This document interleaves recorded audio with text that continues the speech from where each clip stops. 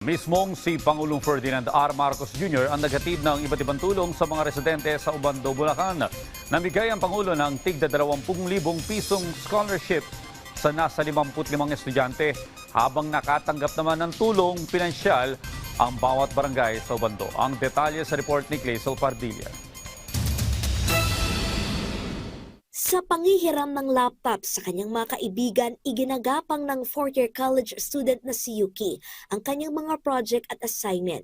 Sa liit kasi ng kanyang kita sa pagtututor at pagtatrabaho sa patahian, kulang pa rin ang kanyang pantustos sa pag-aaral. Kaya labis ang tuwa ni Yuki nang makatanggap ng 20,000 pisong scholarship mula sa Bawat Bayan Makikinabang program na ipinamahagi ni Pangulong Ferdinand R. Marcos Jr. sa Ubando, Bulacan. Bala ko po kasi is makabili ng kahit pa paano laptop and printer po since mag-internship, mga demo teaching po na malaking tulong sa akin para hindi maging mahirap yung paggawa ng mga visual aids since early child education po. Sa ilalim ng Bawat Bayan Makikinabang program, 55 estudyante sa 11 barangay sa Ubando, Bulacan ang binigyan ni Pangulong Marcos ng tig 20,000 pisong scholarship. Sana mapakinabangan ninyo na mabuti ito. Ito'y biyaya na binibigay sa inyo para kayo ay magtapos. Nakatanggap naman ng tig 100,000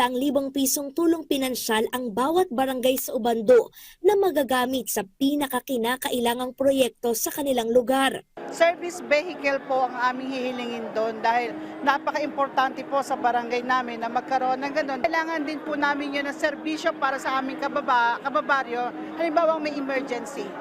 May tatakbo po namin sa malalapit na hospital. Ayon kay Pangulong Ferdinand R. Marcos Jr., Kapag magandang ugnayan sa national at saka local government, mas marami, mas mabilis ang serbisyong maibababa natin sa mga tao. namahagi rin ng tig 10 kilong bigas ang Pangulo sa Ubando sa 2,000 benepisyaryo. Sabi ko, bigyan natin ng rice subsidy lahat ng nangangailangan sa bawat bayan. Personal din kinamusta ni Pangulong Marcos ang mga residente sa Ubando na naapektuhan ng sunog sa lumang sanitary landfill sa Navotas. Matatanda ang tumagal ng ilang linggo ang pag-apula sa apoy sa naturang landfill. Umabot pa ang mapanganib na usok sa iba't ibang lugar kabilang nasa Ubando. Sinikapan niya ng pamahalaan na mapigilan ang apoy sa pamamagitan ng pagtatakip ng basang lupa.